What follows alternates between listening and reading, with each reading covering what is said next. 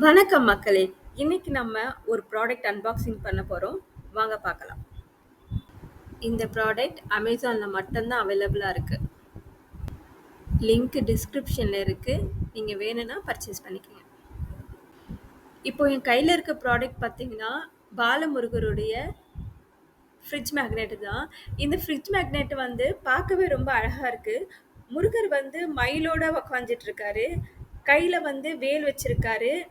அவர் கண்கள்லாம் பார்த்தீங்கன்னா, ரொம்ப கியூட்டா அழகா இருக்கு. இது குழந்தைங்களுக்கும், பெரியவங்களுக்கும் ரொம்பவே பிடிக்கும். இந்த ஃப்ரிட்ஜ் மேக்னெட்ட நீங்க வந்து ஃப்ரிட்ஜ்ல ஃபிக்ஸ் பண்ணிக்கலாம். பூஜை ரூம்ல ஃபிக்ஸ் பண்ணிக்கலாம்.